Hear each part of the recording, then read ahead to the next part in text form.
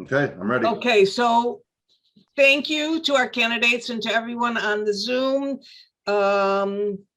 If you have additional questions, I don't know, candidates, I don't know if you have questions for each other, but you can put them in the chat, and if we have time, we'll ask them. And a couple of people emailed me some questions. I said the timing's already done, put them in the chat. If we have time, we'll get to them. So here's the first question. In the last forum, some attendees were confused by candidates' responses regarding ordinance 41.18. For clarity, do you support or oppose the no camping ordinance 41.18? 15 seconds, Katie, we start with you. Yeah, so 4118 says where you can't sleep. I only support it if it's paired with street engagement strategies that include offers of housing and services. Otherwise, we're just moving people from one sidewalk to the other. Sam? As a council member, you either vote yes or vote no. I would vote yes on it. Okay. Question 2. Marcia? Yes? I was unclear on Katie's answer. Katie, do you support it as is, or do you not support this? So when the city council voted 13 out of 15 in support of LAMC 4118, they adopted an additional provision that said, Mark Ridley Thomas brought this, and it said, we will only enforce 4118 if it is paired with housing and services and street engagement. So when 13 council members voted for 4118, they were voting for 4118 with a street engagement strategy, which is consistent, how I've consistently talked about this issue since July 2nd, when I put a tweet out about it, which is what the LA City Council's editorial recommendation was. And I agree with that recommendation. Sam, 10 seconds or 15 seconds just to catch up. The point of this ordinance is to save the lives of people who are unhoused on the streets. We can't wait for other ordinances and allow people to die. 5 people are dying every day on the streets of Los Angeles who are unhoused. I will use this tool with other strategies to save life. Thanks, Sam. Okay, sorry, Marcia.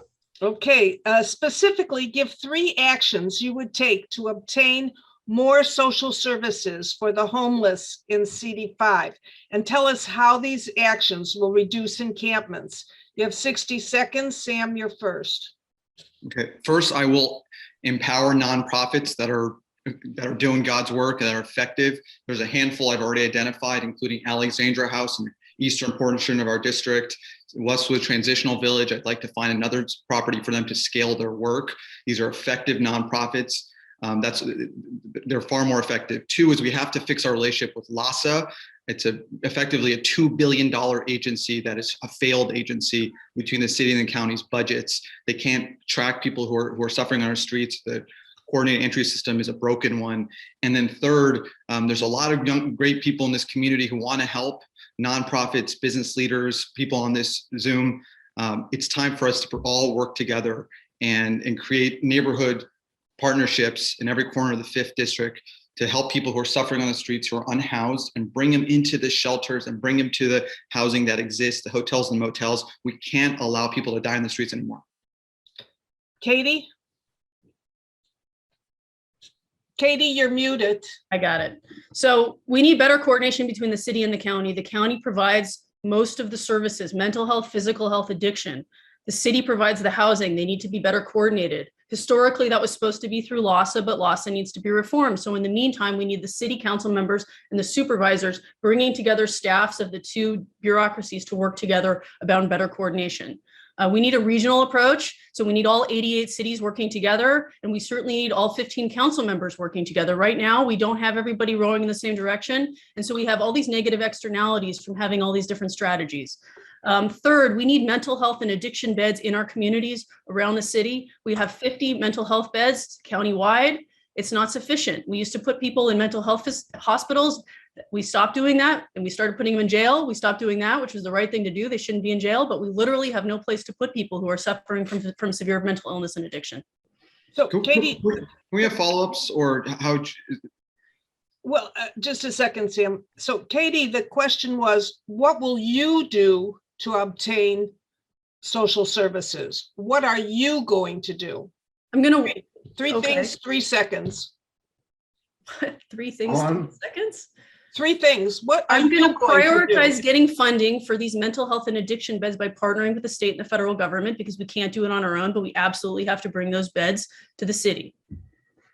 I'm going to call up the supervisors' offices of the 2 supervisors who overlap with the 5th district and have weekly standing staff to staff calls so that we're better coordinated on provision of care and services.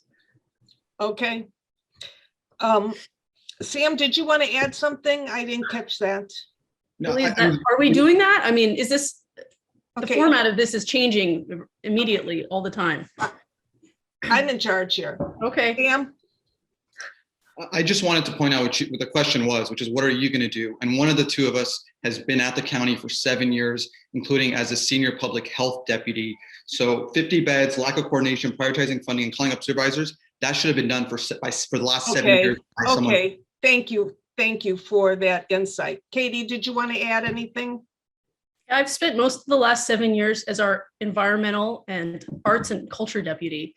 And I stepped in for 4 months at the beginning months of COVID to try and get unhoused people off the streets, to get our testing regime up and running, and to make it possible for businesses to reopen. So Sam, sorry. Okay, I don't think we're going to go in that direction of going back and forth. So let me get to the next question, because I owe it to the coalition members to be sure and ask their questions. So I guess this next question you guys already answered, given the long stand. Marsha, are people trying to get in right now? Yeah. Okay, Okay. thank you.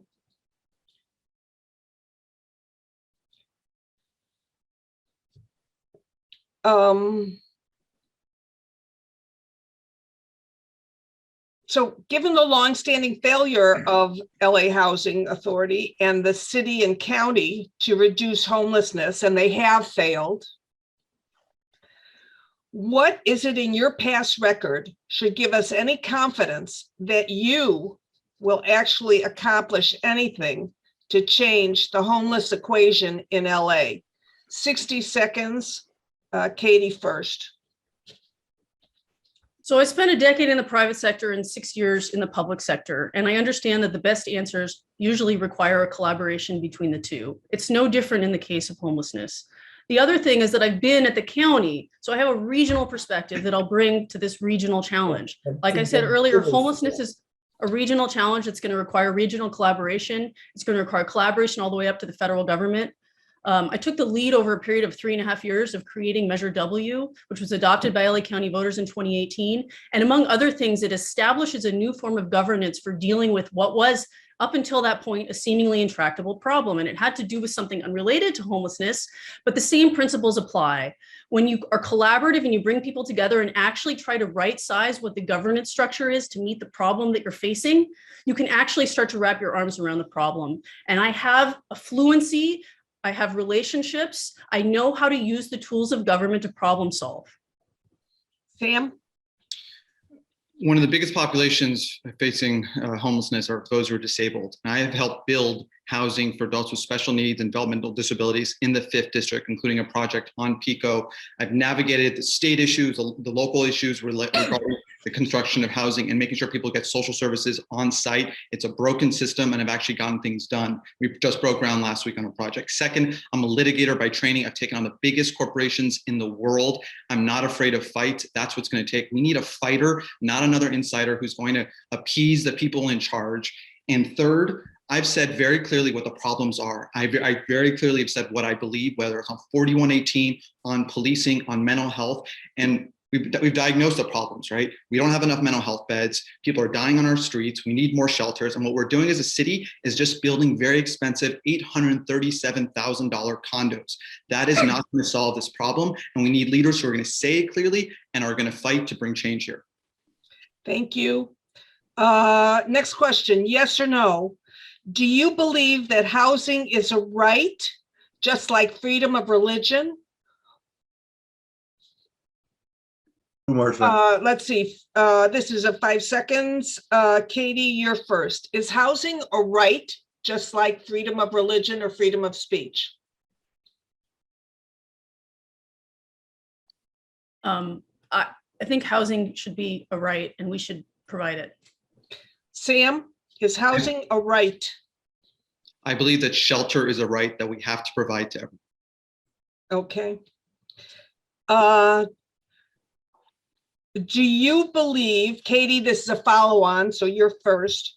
Do you believe that homeless have the right to be housed close to where they are encamped? Yes or no? 15 No, seconds. not necessarily. Sam? No, not necessarily. In an ideal world, yes, but no. Okay. Specifically, starting with Sam, what have you personally done to alleviate the homeless crisis in your neighborhood?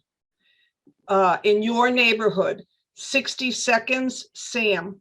Yes. One, I volunteered at Westwood Connect Day and spoken to folks who are unhoused and worked with local organizations like the Rotary Club. I visited Westwood Transitional Village and volunteered and donated. I've visited other shelters and other organizations that are providing this work and have been supportive, like Alexandra House, like Friendly House, like such as Phoenix House and Path. And like as I mentioned, I'm building a supportive housing project in the 5th District as a nonprofit board member, donating significant money and time, because I know that if you're disabled, statistics indicate that you will be dead within 90 days if you fall into homelessness. So we are building housing for adults with special needs and developmental disabilities on a commercial corridor on Pico near Doheny. And this project will save lives and provide a job and housing for a very vulnerable population. Katie? So when I served as our interim public health deputy for from late March until August, our office took the lead on making sure that we were doing everything we could to provide shelter for unhoused, vulnerable people during the initial months of COVID. And so I partnered with our housing team on that. Did you do that in your neighborhood? This question has to do with what did you do in your neighborhood? Yes. Okay. In all the neighborhoods, but yes, in our neighborhood also. I've also spent lots of time talking to nonprofit organizations that are doing this work, people in leadership roles for the last 2-3 years.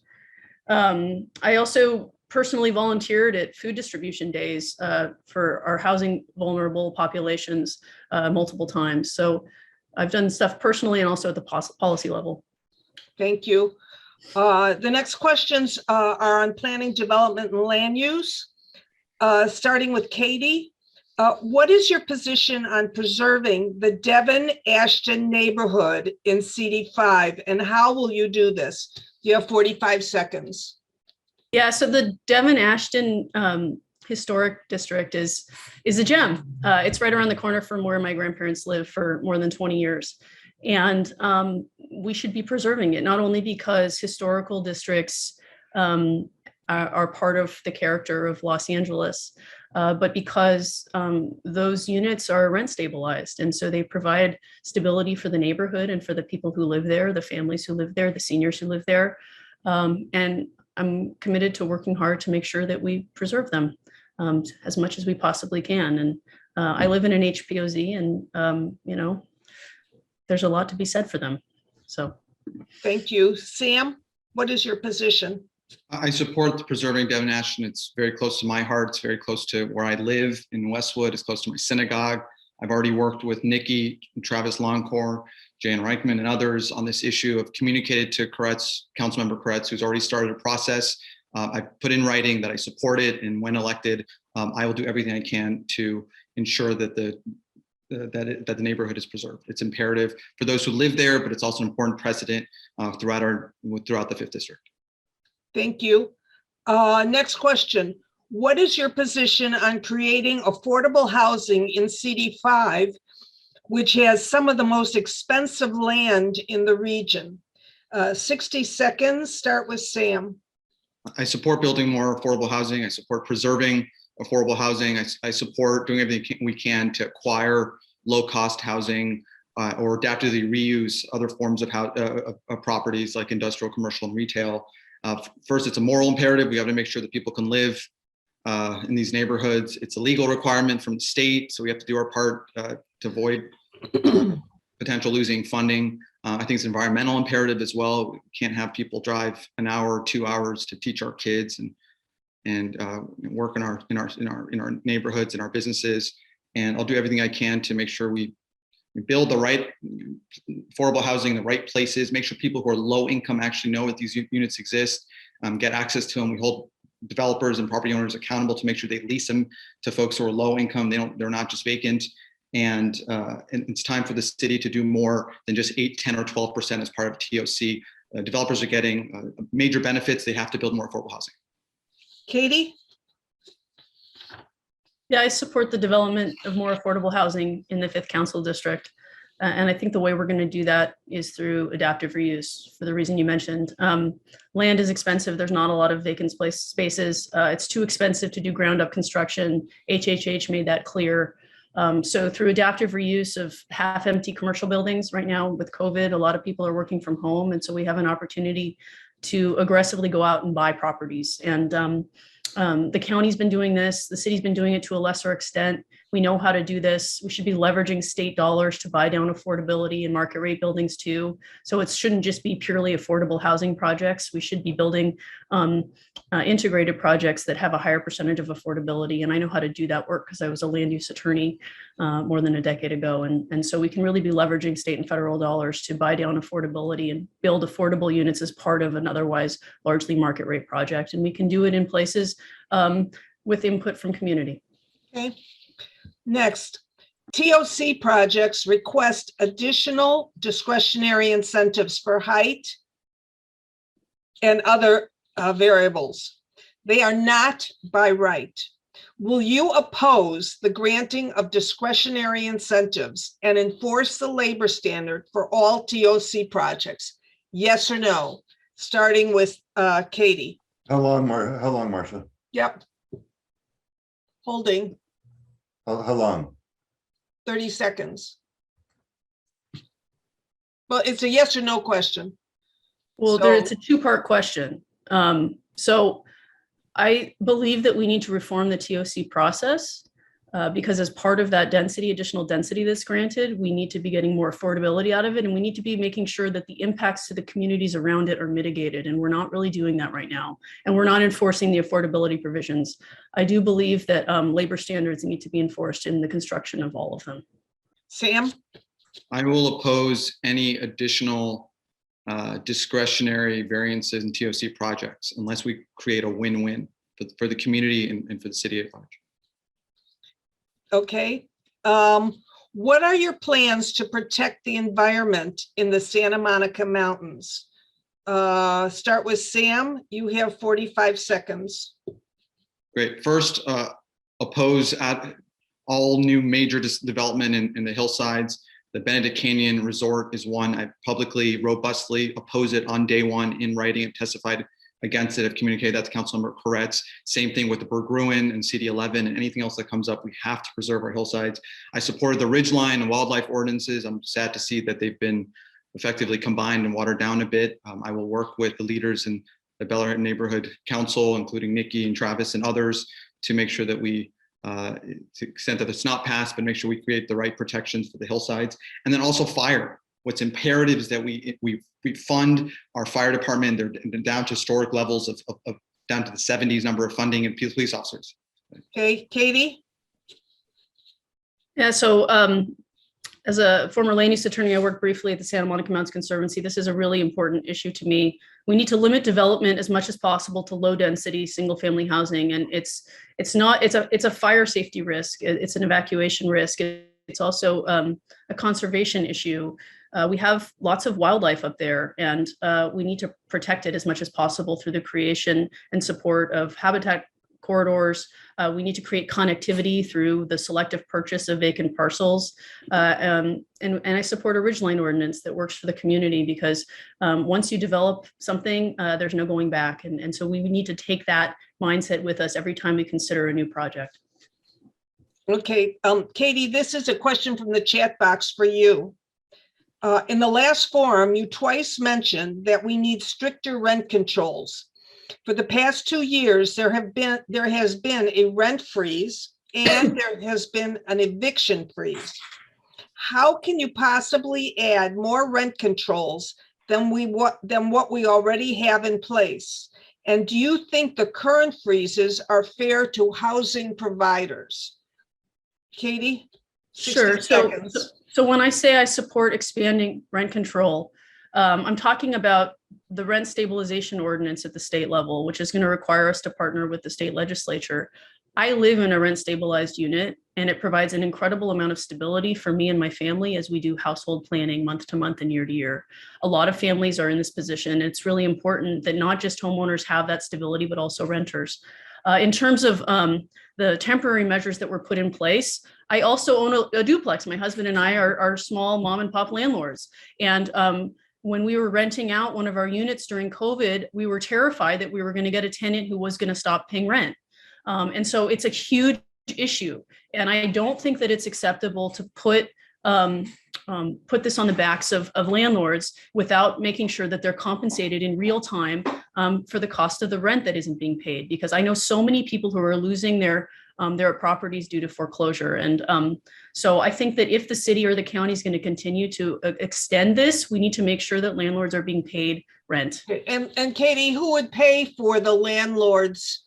So the state has a program that's supposed to be working to pay landlords, but if we're not actually compensating them, it's akin to going into a Ralph's or a Vaughn's and saying, sorry, Ralph's and Vaughn's, people are hungry, so we're letting people come and take whatever they want. Okay, I agree with that, but what you're saying is that then the taxpayers will fund these programs. Well, we fund it either way because if people end up I don't own a duplex. I don't have a rental. I don't have rental property. So I'm going to be funding all of these rebates. Well, it's already funded. It's the program's just not working the way it's supposed to work. It was funded by Gavin Newsom last year, a program to compensate landlords for lost rent during COVID, but it's not getting pushed out fast enough. Okay. And look, we pay for it either way. If people become homeless, we end up paying a lot more. And so it's better to keep people housed rather than waiting until they're on the streets before we connect them to housing and services. Okay. Hey, Marsha, let me insert a question here that sort of is timely. 3 council members recently proposed that landlords be prohibited from asking about prospective renter criminal history, eviction history, or credit histories. Do you support this motion? Yes or no? Then explain. 30 seconds. Who should I go to, Marsha? You can go to Katy. Katie, go for it. So it's criminal, credit, and what's the third? Eviction. History. I think it's important for landlords to be able to for apartment owners to have that information when they're making decisions about who to rent their properties to. I think that there are probably other ways, I don't know what they are off the top of my head, to make sure that people with poor credit or criminal histories have access to housing. But I think we need to put measures in place first to make sure that landlords who take folks who have bad credit histories are protected. Sam? I oppose the ordinance as drafted. I think it has severe risks, unintended consequences. Just doesn't take much imagination to think about the situation where there's an ADU in your backyard and you can't say no to an applicant who has a violent criminal history, an eviction history, and no credit. And we can just continue hypotheticals like that. I think it would expose the city to massive liability that would be irresponsible. And I think there are better approaches, and there are subsidies and rental approaches that help people. Thanks. Okay. Will you confront the grading department of building and safety and the planning department regarding their lax enforcement of grading and hauling requirements? How will you track and enforce conditions of approval on all projects in CD5? Sam, you're first. Yes, that's the job of a council member, is to hold departments accountable. And the job of a council member is to have staff who will work their butts off to make sure that their colleagues in different departments do their jobs. And if not, we need to call them out. I'm going to make sure my planning department is my planning staff is robust, that we have every project and every issue that has been raised to us by a constituent is being tracked on a weekly basis. And we return phone calls and we update our constituents because that's our job. Katie, 30 seconds. Yeah, I think one of the things I hear over and over again from residents of CD5 is that the city isn't enforcing its own rules. And there's nothing that undermines confidence in local government than a government that doesn't enforce its own rules. And so it's really on the mayor, actually, to make sure the departments are doing their jobs. But I think that having an excellent planning deputy who understands how to access the right people in the planning department. I'd love a tool, for example, that tracks Okay. conditions as they're being implemented. Okay. Next question. Will you oppose a sign ordinance that allows more billboards in CD5? A yes or no, 5 seconds. Katie, you're first. Yes, I oppose more billboards.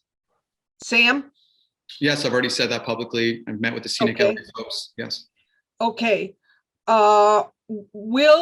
Same question, follow on. What will you do to ensure enforcement of the current billboard ordinance in CD5? Katie? 30 seconds. So it's staff working closely with the departments that touch the issue and staying on them and going public when they're not doing their jobs, behind the scenes, talking to the mayor, making sure that the department is doing what it's supposed to be doing, and that they're efficiently doing their jobs. It's as simple as doing their jobs, and they need to be called out when they're not doing their jobs. And it's our job to help make their job easier. Okay, Sam? Barbara will know the exact number, but there are several thousand illegal billboards in the city of Los Angeles. And we can tell people to do their job. We can beg them. We need to litigate. I'm going to work with the next city attorney to sue billboard operators that break the law. We can start with the notice, start with the fine.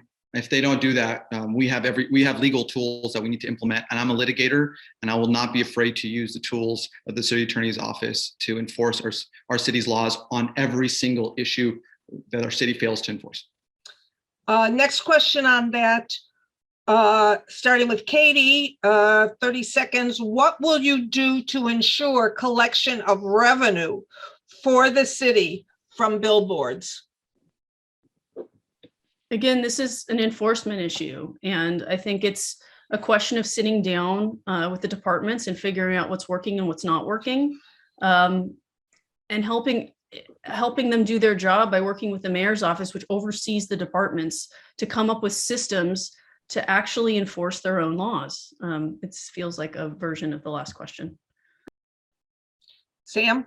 Sure. So what I hear, there's a lack of enforcement staff in every single department, and they're not being held accountable. Then we need council members who will call them out privately at first, if not publicly. And it's not just billboards, it's Airbnb. 95% of the revenue that we deserve is not getting collected. Same thing with some of our permitting. People break the rules and ask for forgiveness later. We need someone who's going to view that there's a direct line between the poor services we get at the city of LA, we're a third world city, and their failure to enforce and collect our money. Okay. Next, starting with Sam, 45 seconds. Marcia, if Yes. I can, just 15 seconds. Are you going to actively seek to remove the corner lot advertising that is proliferated throughout our area that isn't following the rules? How does that get resolved? 30 seconds. Start with Sam, I guess. I'm going to go Sam. Yeah, if there's a rule that's not being enforced, or if there's a law that's being broken, it's imperative that we enforce it. So corner lots, my experience in my part of the district, and Mike knows this, Beverly Glen, Santa Monica, that's one property that's been tied up in litigation, and there's and I think I have to understand each situation, right? But it's not tied up in litigation anymore. Okay, but there's a real need to understand what's happening at each corner and enforce our rules, and I'm going to do that. Katie? Yeah, we need to enforce the laws that are on the books. Otherwise, people lose faith in government.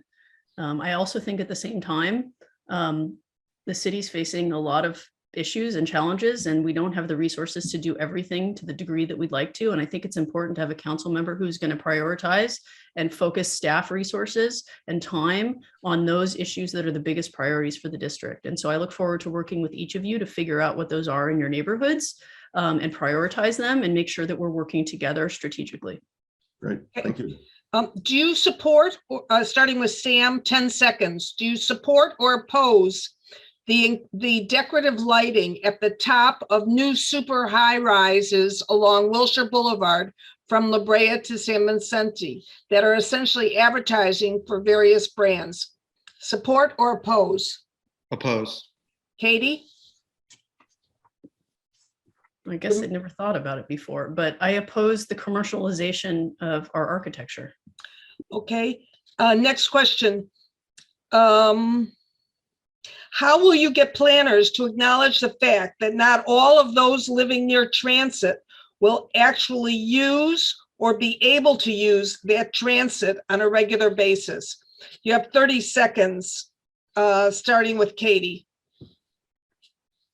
Yeah, I think council members have an obligation to do reality checks with the departments sometimes. And I think around issues of housing, transit, and that nexus is one of those places. This is particular. Shoot, I've been talking. Heard part of it. Which part did you hear? The beginning. Should I start over? I was Go muted. ahead. So look, council members have an obligation to work with planning to make sure that we're doing things that make sense, and putting housing and reduced parking minimums in housing near transit that people who live in that housing aren't going to use just sets us up for disaster with spillover negative externalities into the neighborhoods around it. And so I'm going to take a hard look at making sure that we're providing the right mitigations in these projects. Okay, Sam? Marcia, would you mind repeating the question? My Wi-Fi went out a little bit when you're asking it. How will you get planners to acknowledge the fact that not all of those living near transit will actually use or be able to use that transit on a regular basis? 30 seconds. I think we've all seen over the last several years a massive decline in ridership, right? The metro and the subway we're building, Expo line, it's not clean, it's not safe, it doesn't get people fast to where they need to go fast enough. So it starts off by making sure that that's going to work. And then we need to build. Is my time up? How long did you, you know what, go ahead, Sam. I think I hit the wrong button. Okay. And we also know that when we're building very expensive luxury housing near transit, where 92% of what's built is very luxury, very high end, and there's no incentive, there's nothing that ties people to actually use the transit. I mean, the entire incentives are out of whack. So I think we need to do more to tie the incentives and tie what's getting built to the use of transit. And as a council member, we can create win-win projects to that effect. Okay, I'm going to truncate some of these next questions. 5 seconds each. Do you support or oppose construction of the 5-story 50-unit development at 10608, 10614 West Pico Boulevard? 5 seconds. Sam, support or oppose? I'm just not familiar with it to take it. I'm sorry, I don't know it. I don't know the address offhand. So. Okay, Katie? Yeah, same. Okay. Okay, so would you, let's see. Okay, I'm going to skip that. Sam, this is a verification question for you. Your website says you helped build affordable housing for adults with special needs. Is that the project that you were speaking of? Is it called the Alexander House? There's an organization called ETA, ETTA, on whose board I serve, and there's affiliated entities that have owned and built supportive housing for adults with special needs. And there's the one that I mentioned is actually at Pico in Glenville, Pico Doheny, which is now under construction. So specifically, what was your role and contribution? Conception, early design, outreach to government officials, help fundraise, part of the negotiation, acquire the property. I mean, I was part of a team that was active in every step of it for the last 5 years. Okay. Katie, your website says that you oversaw the creation of Century City's Transportation Management Organization. What year was this? I think this was 2000. It was probably 2009 or 10. Yeah, 2009. All right, so in been a fact, while. the Transportation Management Organization was started by JMB, which was a client of Latham and Watkins, where you were working. And given the traffic levels in Century City on Motor Avenue and Pico, wouldn't you consider this organization a failure? You have 15 seconds. I did the legal work to put the structure together. I didn't actually do the policy making behind it. I was a third-year attorney who put together the people in the room and helped put the document together that created it. So I don't know what to say. Okay, so the website says you oversaw the creation. So that would include policy and vision and execution. So did you oversee all of those elements as well? No, I just answered what I You just did the oversaw. legal work. Yes. Okay. Sam, your website denigrates career politicians. If you are elected, will you become a career politician by running for a second term and perhaps other elected offices? 5 seconds. If I do a good job, I will ask the voters for an opportunity to continue my service. And if I do a good job, I hope I get that opportunity. I think there's value in continuity, but at the same time, I think right now in this moment, our city needs new leaders in the office. Okay. Katy, your website says your first job out of law school involved working to make neighborhoods more pedestrian friendly, vibrant, and equitable. Please tell us specifically, first, which neighborhoods did you make more pedestrian friendly? Yeah, so my projects were primarily downtown. Just bullet off the neighborhoods, Katy. Downtown in the urban core and in near USC and South Park of downtown. Okay, and what did you do to make them more pedestrian friendly?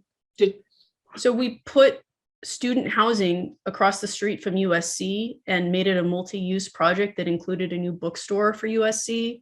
It included a gym, it included restaurants, it included new frontage and bike racks, and it was part of a larger plan to put density for students near the university.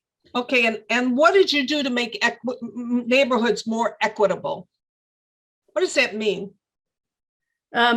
So what did we do?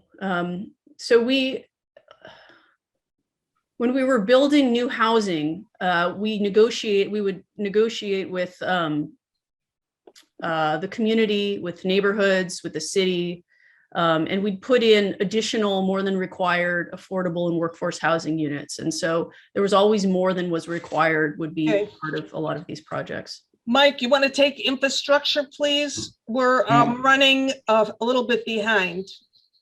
Sure, I can do that. In other words, don't add questions. Okay, so let me pick up here. Okay.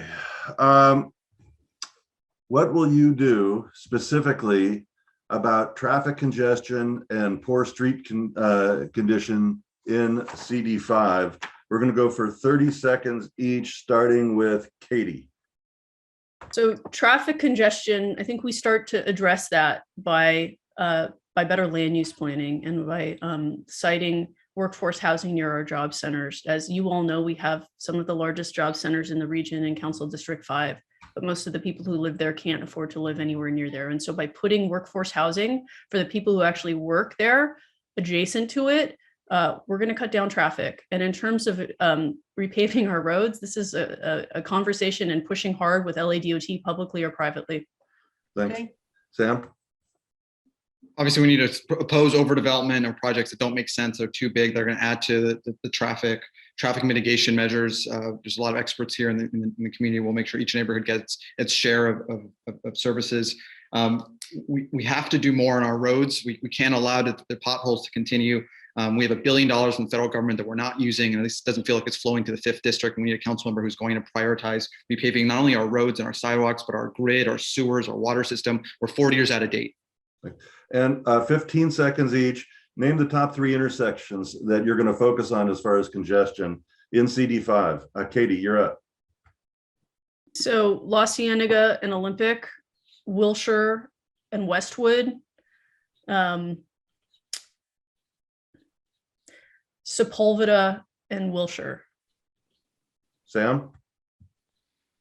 Westwood and Wilshire, absolutely. Wilshire and Gailey with the traffic with the subway station coming. I think that La Cienega and Fairfax, I would say Fairfax and Olympic, that intersection is a disaster. And then I would add near the Beverly Center as well. Thanks. You're up, Marcia. Okay, this is City Hall corruption. Sam, this question is for you. And you have 30 seconds. Your website says you reject campaign contributions from developers, but you have contributions from Amir Development, Doheny Company, and other developers listed as campaign contributors. I checked the ethics site. How do you explain this? 30 seconds. The two you've suggested, Amir Development and Doheny, I refunded both of them in 2020. When I announced my candidacy, I communicated to everyone I ever met, and we received 1,000 donations in late 2020, virtually all online, virtually from people I know from the community. And even despite the announcement that we're not taking money from developers, some of that money did come in. For example, the Amir Development Company is a nonprofit leader friend of mine, Keenan Wolins, heard of Amir, board members of the Jewish Federation and of AIPAC. We immediately refunded that. We've actually refunded about $13,000 or more from different developers who, without solicitation, donated. We have a process in place about checking that verification as soon as money comes. I would say recheck that. Katie, you say you do not accept campaign contributions from developers who have projects pending before the city, but this pledge is suspect. And believe me, nobody believes it, because eventually these contributors will have projects before the city. However, you have accepted contributions from Ken Kahan, who has a project before the city, Creative Housing Associates, Carlton West Properties. Given the corruption in LA city government, and to be clear, why did you not just decline all developer contributions? So I already told you that I've given back the Ken Kahan one, but it's not going to be reflected on the report until the end of March. I've given back every developer contribution that I know of. The language on the website actually isn't as broad as the language that we've been implementing. When we started this process, it was the language that other people who'd already launched their campaign had on their remit forms, and I figured I'll just do it like that. But you're right, it doesn't make sense to have such a policy in place because land use and development is so integral to so much of the corruption that we're seeing at City Hall, which is why I want to update the community plans and then back away from it, because I don't think one person should have so much power. Okay, so are you rejecting all developer money now? Katie? Yeah. Okay. Next question. The city does not honor public records requests. Would you sponsor legislation mandating that the city must do what is legally required? 15 seconds, starting with Sam. Yes, and it's shocking. And I have, as a lawyer in the private sector, issued PRA requests to the city of Los Angeles, and there's always stonewalling. And I've had sometimes you need to threaten litigation to ever get documents, and it needs to stop. Katie? Absolutely. Okay. Next question is public safety. Mike, you're up. Okay. Since we last met, stations in CD5 have had companies closed many times, including trucks, engines, and rescues. Stations 58 and 92 have not had their resources restored since 2010. Do you commit to restoring these services and demanding adequate fire and EMS response before approving new development? And how will you go about that? 60 seconds each, and I think it's Sam right now. Go for it, Sam. It's imperative. I've spoken to the leaders of 58, 71, 92, and we're down to staffing and budgeting personnel levels of the 1970s. And that's not okay at a time our population has grown. And it's also medical and EMS emergency and imperative as well. We think of the fire department and just think of fire, which is imperative for our hillsides and for our city, but they provide medical emergency responses as well. So yes, I will commit to making sure that they're fully funded. And as a city, before we continue to upzone and add more people and more units, we have to get our public safety emergency services house in order. Katie? Yeah, we need to have our fire department, our emergency response fully funded.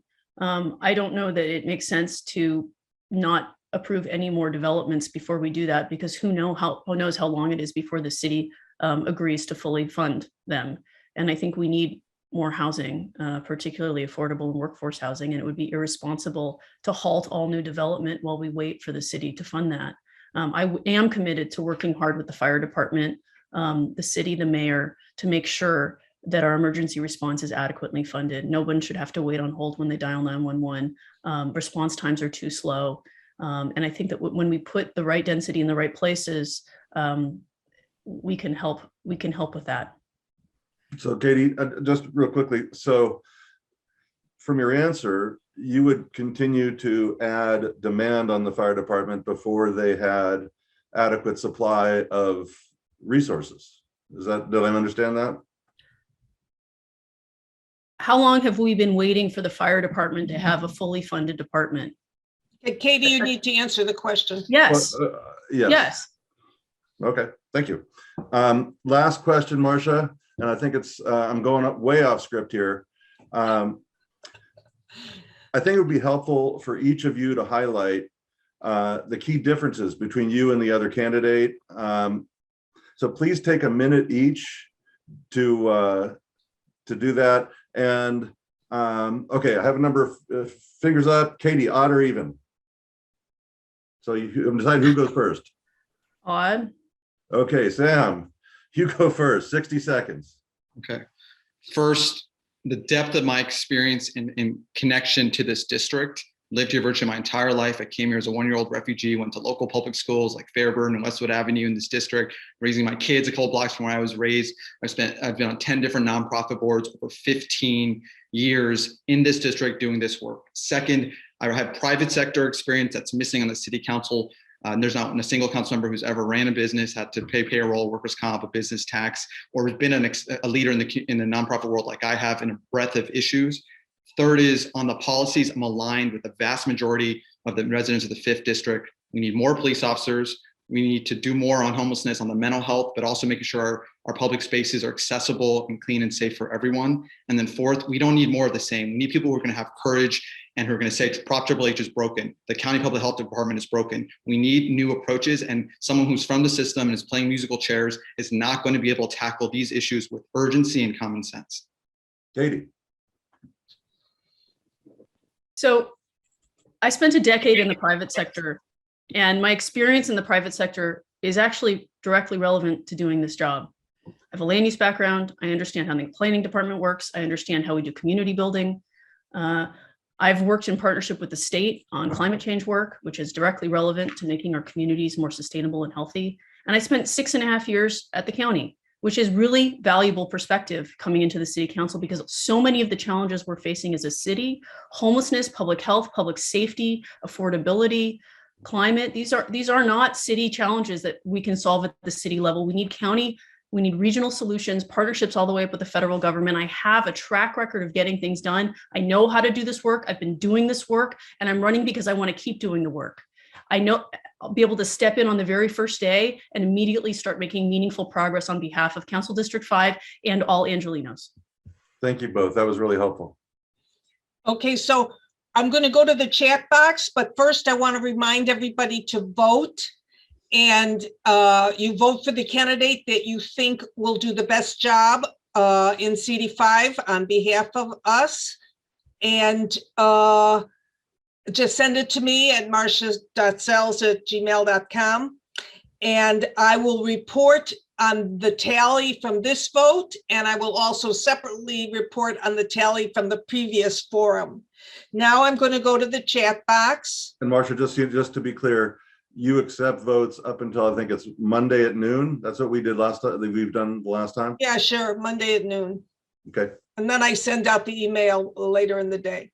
Okay. So let's go to the chat box. Let's see.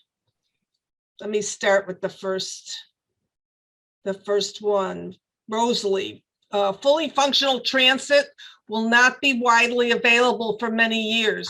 In the meantime, do you support code required parking in development projects? Sam, you're first, yes or no? Yes, I don't support getting rid of parking minimums. Okay, Katie, yes or no? I only support reduced parking minimums in certain situations near transportation that people who live in that housing are actually going to use.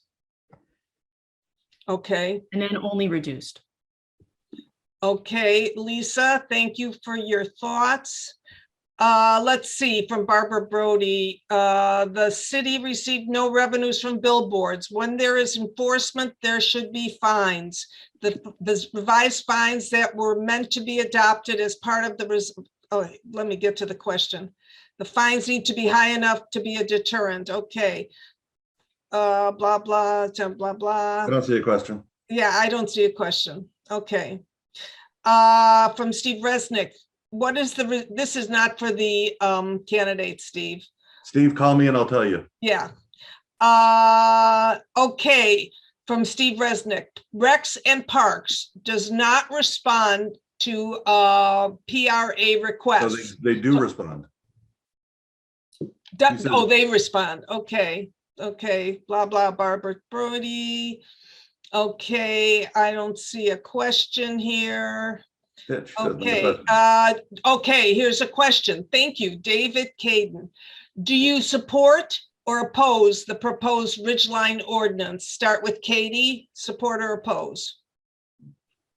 I support it with amendments to make it easier for people to rebuild in cases of fire and with some other limited exceptions, but I'm generally very supportive of a Ridgeline ordinance. Okay, Sam? I supported the Ridgeline ordinance publicly. There were some common sense amendments. I know it's a shifting ordinance right now. And if it doesn't get done under Councilmember Kretz, I'll make sure that we get a common sense Ridgeline ordinance in place. Okay, I have, do you support or oppose the proposed, do you support or oppose the proposed wildlife ordinance? Sam, start with you. I support it. Katie? Support. Okay, here's another question. How will you increase ridership on public transportation to help alleviate the parking and traffic problems when public transportation is deemed not safe and anyone who can do otherwise will not use it? Katie, start with you, 30 seconds. We have to make public transportation safer. People don't feel safe using it. I often don't feel safe using it. I know a lot of people, particularly women, don't. And so there's a bunch of stuff we need to do to increase public safety. And there's also first mile, last mile stuff that we need to be doing to make it seamless. I support free rides for kids and students and low income folks. We can increase ridership that way and get people hooked when they're young. Lots to do. Okay, Sam? We need to reverse the defund the Metro PD movement, which took a lot of funding away and at first eliminated the contract with the Sheriff's Department, and then it became a contract with LAPD. We need to make sure it's fully funded and we have law enforcement available. We need to come up with some mental health approaches and ambassadors. We have to make sure it's clean. Right now, a lot of the stations that I go to are filthy, frankly. We need more technology, more cameras, lighting, both inside, outside the station. We have 7 stations coming to the 5th district. They have to be clean and safe. Okay. Here's an infrastructure question. On many streets, parking for mom and pop businesses is not sufficiently available. What ideas do you have for small businesses to have affordable, convenient parking for their customers? 60 seconds. I don't know who went first before. Sam, do you want to start, please? Sure. So one is make sure we don't lose the parking spots that we have. So I oppose getting rid of parking minimums because we know that TOC projects are coming to the commercial corridors and there's a push to get rid of any ad units and people without parking. I think we need to frankly build parking structures. Beverly Hills did a great job. Look at how vibrant their commercial corridors are. We have to be smart about that. In addition, we can be creative with things like universal parking. Westwood Village used to have that. We need to come up with ways that an entire corridor, perhaps in part with a bid or with the city, can create creative parking structures, because we need more parking because our small businesses need it. Katie? So there's no one strategy to make sure that there's enough parking in our commercial corridors. We know we need sufficient parking, particularly because the mass transit infrastructure just isn't there and people aren't using it. So as a former land use attorney, I have some experience with this. We can be creating shared parking districts where we bring businesses together, and the council office will do this, bring businesses together and figure out who's using parking at night and who's using it during the day, and do parking sharing arrangements. We could look at freestanding parking garages. There's lots we can be doing. Okay. Marsha, I got one.